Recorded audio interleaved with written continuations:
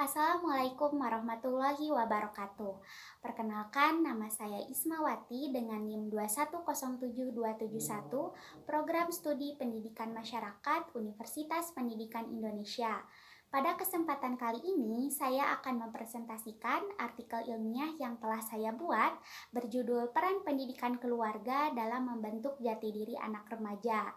Namun sebelum itu, terlebih dahulu saya ucapkan terima kasih kepada yang terhormat Bapak Dr. Daris Hadianto MPD selaku dosen pengampu mata kuliah Bahasa Indonesia yang telah membimbing saya dalam menyelesaikan artikel ilmiah ini. Dan tak lupa juga kepada para audiens yang telah bersedia untuk menyaksikan video presentasi artikel ilmiah saya pada kesempatan kali ini. Berdasarkan data Komisioner KPAI pada tahun 2011, tercatat sekitar 695 kasus tindakan kriminal yang dilakukan oleh remaja. Hingga pada tahun 2018 terjadi peningkatan kembali, yakni menjadi sekitar 1.434 kasus tindakan kriminal yang dilakukan oleh remaja. Contohnya seperti pencurian, geng motor, narkoba, dan masih banyak lagi. Maka dari itu, tujuan dari penelitian ini adalah untuk mengupas bagaimana caranya mengatasi permasalahan kenakalan remaja melalui peran pendidikan keluarga di dalamnya dengan menggunakan metode penelitian studi kasus kepada orang tua dan anak remaja guna mengetahui perspektif keduanya mengenai permasalahan dalam penelitian ini. Dalam setiap fase kehidupannya, tentu manusia akan memberikan warna tersendiri terhadap fase kehidupannya itu, termasuk remaja. Kini remaja telah menghiasi dunia dengan berbagai warna-warni kehidupannya. Telah tercatat dalam data Komisioner KPAI pada tahun 2018 bahwa sekitar 1.434 kasus telah tercatat tindakan kriminal remaja yang terjadi di Indonesia.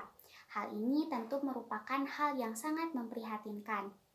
Menurut Kartono, pada tahun 2014, kenakalan remaja disebut juga dengan juvenile delinquency. Juvenile delinquency ini adalah perilaku seorang remaja di mana remaja mengalami gangguan patologis atau disebabkan juga karena adanya pengabaian sosial. Pengabaian sosial ini terjadi karena masa remaja merupakan masa transisi, di mana masa remaja ini merupakan masa di mana seseorang mengemban tanggung jawab sosial pada masa kecil dan tanggung jawab sosialnya pada masa remaja secara bersamaan, sehingga ketidakmampuan seseorang dalam mengemban kedua tanggung jawab itu menghasilkan suatu pengabaian sosial yang berujung pada pelanggaran norma sosial. Remaja yang identik dengan masa pembentukan jati diri sesuai dengan apa yang telah tercantum dalam buku karya seorang psikolog Amerika bernama G. Stanley Hall, di mana di dalamnya dijelaskan mengenai hakikat masa remaja. Masa remaja adalah masa-masa di mana terjadinya pergolakan yang menimbulkan konflik dan suasana hati yang labil. Maka dari itu, dalam contoh kehidupan sehari-hari kita dapat menemui, misalnya seorang remaja kadangkala nakal atau usil, tapi misalnya pada saat yang lain remaja itu justru baik terhadap teman sebayanya. Tentu dalam proses pembentukan jati dirinya, remaja diiringi dengan rasa memiliki harga diri yang sangat kuat dan keberanian yang sangat luar biasa.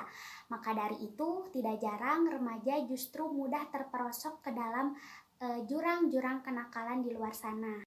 Adapun terkait kenakalan remaja, berdasarkan survei yang dilakukan oleh Badan Narkotika Nasional atau BNN pada tahun 2005 kepada 13.710 orang responden dari kalangan pelajar dan juga mahasiswa, tentunya penelitian ini mendukung penelitian yang sebelumnya telah dilakukan oleh Profesor Dr. Dadang Hawari pada tahun 1991, di mana dalam penelitiannya itu tercatat sekitar 93% pelaku narkoba dan 24%-nya merupakan pelaku yang berasal dari remaja usia 17 sampai 24 tahun. Sedangkan pada penelitian lintas budaya yang dilakukan oleh Daniel Over yakni bahwasanya remaja-remaja yang berada di negara lain atau di mancanegara seperti Amerika, Bangladesh, dan lain sebagainya, justru mereka memiliki ciri-ciri remaja yang positif. Bahkan mereka memiliki rasa percaya diri yang kuat atau optimis terhadap masa depannya. Maka dari itu, penelitian-penelitian terdahulu yang telah saya sebutkan tadi memiliki perbedaan dengan penelitian yang saya lakukan ini, di mana penelitian yang saya lakukan ini lebih berfokus pada bagaimana peran pendidikan keluarga dalam membentuk jati diri anak remaja, sehingga remaja saat proses pembentukan jati dirinya tidak terjerumus ke dalam kenakalan-kenakalan remaja di luar sana. Dengan 3 rumusan masalah utama. Yang pertama yaitu untuk mengetahui peran pendidikan keluarga dalam membentuk jati diri anak remaja. Kemudian yang kedua yaitu untuk mengetahui perkembangan fisik dan psikis yang terjadi pada remaja. Dan yang ketiga yaitu untuk mengetahui bagaimana cara mengatasi perilaku negatif atau kenakalan-kenakalan pada remaja. Sejatinya, pendidikan keluarga merupakan pendidikan yang sangat penting bagi anak, terutama remaja. Seringkali orang tua mengabaikan anaknya ketika mereka telah menginjak masa remaja. Padahal justru pada hakikatnya, ketika anak menginjak masa remaja, pendidikan keluarga lah yang harus dikokohkan.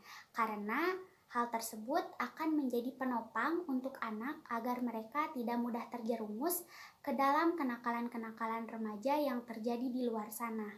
Keluarga merupakan unit sosial paling kecil dalam tatanan masyarakat, yang terdiri dari kepala keluarga dan beberapa anggota di dalamnya. Menurut Benz, ada 5 fungsi utama keluarga. Yang pertama yaitu reproduksi, di mana keluarga berperan sebagai penjaga populasi yang ada dalam masyarakat. Yang kedua yaitu sosialisasi dan juga edukasi, di mana keluarga berperan untuk mentransmisikan nilai, kepercayaan, ilmu pengetahuan kepada anggota-anggotanya.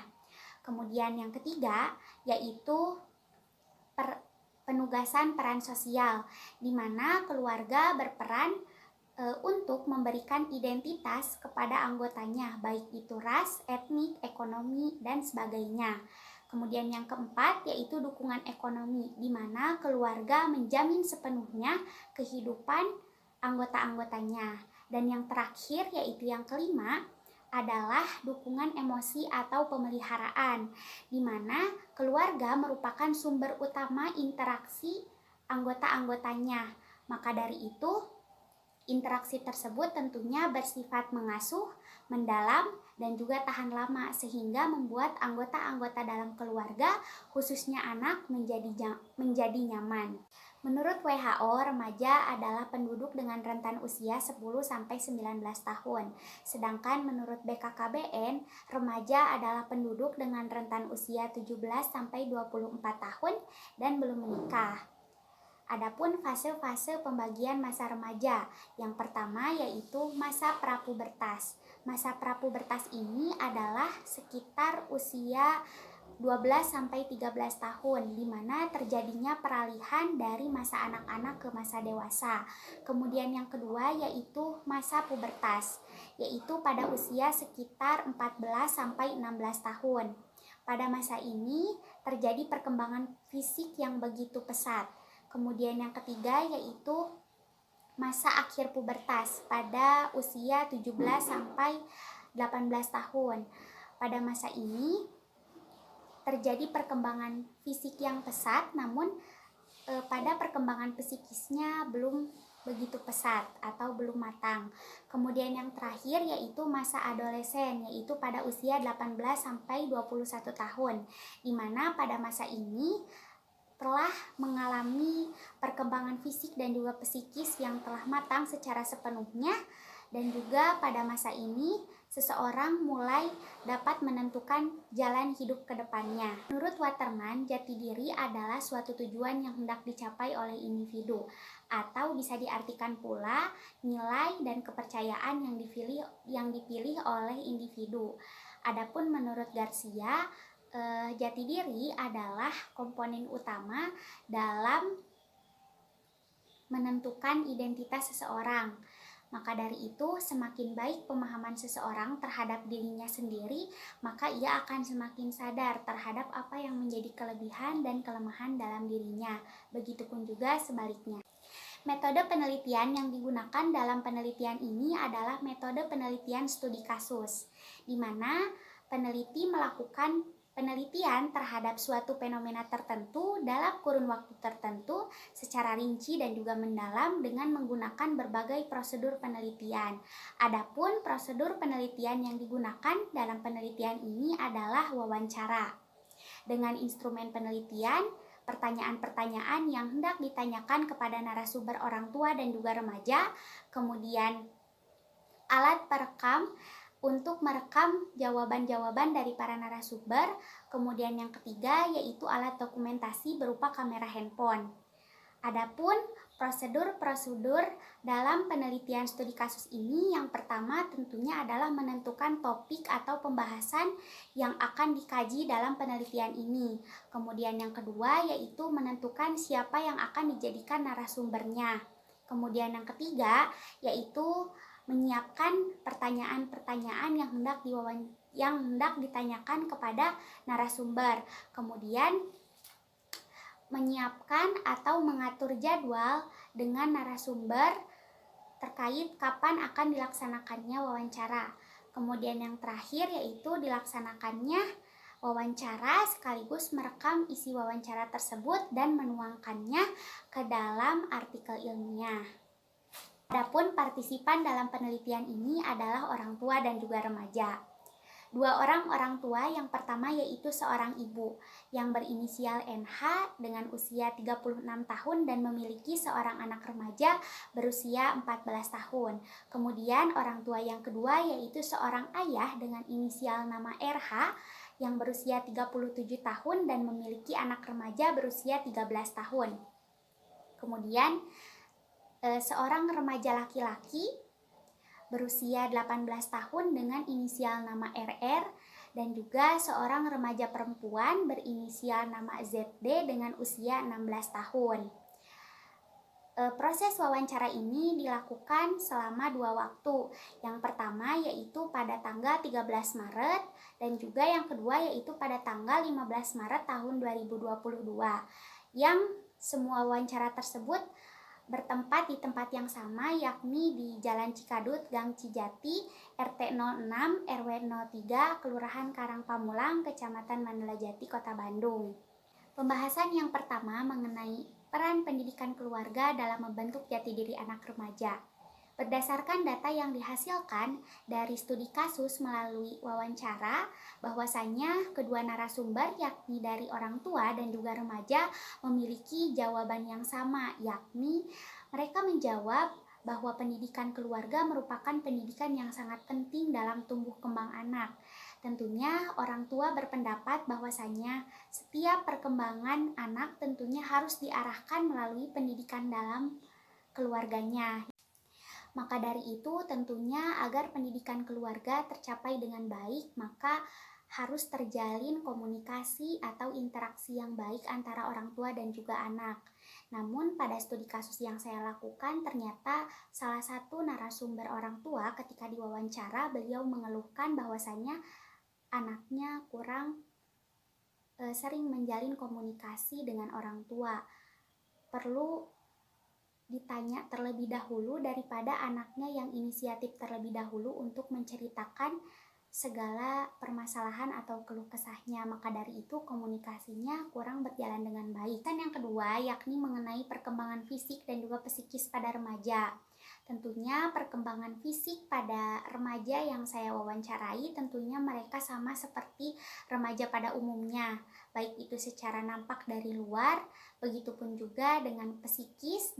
Dalam segi perkembangan psikis mereka pun merasakan seperti remaja pada umumnya, di mana mereka merasakan pembentukan jati diri, hendak mencapai tujuan yang mereka inginkan. Contohnya saja pada salah satu narasumber remaja, karena ingin atau bercita-cita untuk menjadi seorang pengusaha sukses, maka ia pun sudah merancang atau sudah mulai merintis usaha kecil-kecilan dari sekarang. Hal tersebut membuktikan bahwa pada masa remaja tentunya memiliki rasa ambisius untuk mencapai apa yang diinginkannya.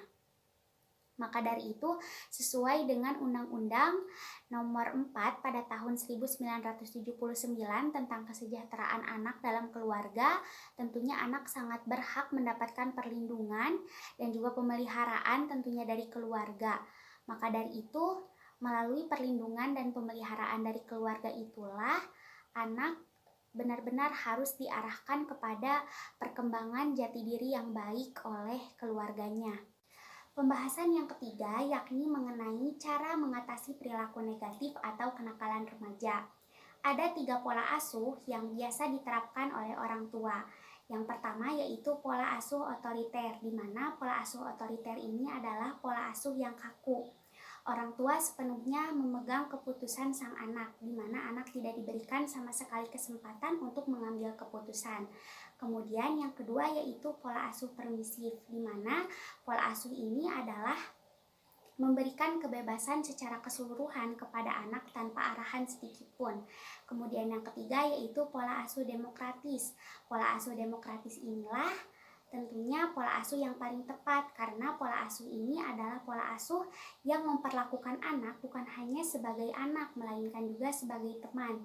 Jadi anak itu dijadikan sebagai partner untuk bercanda tawa, sehingga anak merasakan kenyamanan dengan orang tua.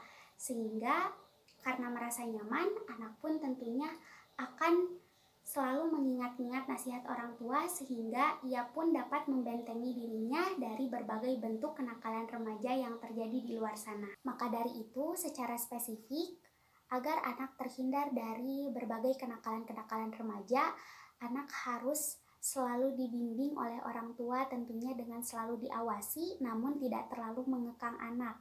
Karena hal tersebut tentu dapat membuat anak menjadi jenuh. Maka dari itu, orang tua pun berhak untuk memberikan kebebasan namun tetap dalam pengawasan. Selain itu juga menjalin komunikasi yang harmonis dengan anak, sehingga anak akan merasakan kenyamanan bila bersama dengan orang tua. Peran pendidikan keluarga dalam membentuk jati diri anak remaja tentunya sangatlah penting dan sangat berpengaruh besar. Maka dari itu, tentunya sebagaimana apa yang telah kita ketahui bahwasanya pendidikan keluarga pun tentunya sangat penting dalam proses perkembangan anak. Maka dari itu, untuk orang tua yang memiliki anak remaja, sangatlah tepat untuk menerapkan pola asuh demokratis kepada anaknya. Karena pola asuh demokratis ini bukan hanya sekedar menjadikan anak sebagai anak, melainkan juga menjadikan anak sebagai teman yang bisa dijadikan rekan untuk bertukar cerita, saling bercanda tawa, dan masih banyak lagi. Dari kehangatan itulah yang akan membuat anak merasa dirinya terbentengi dari berbagai kenakalan-kenakalan remaja di luar sana. Mungkin cukup sekian yang bisa saya sampaikan. Wassalamualaikum warahmatullahi wabarakatuh.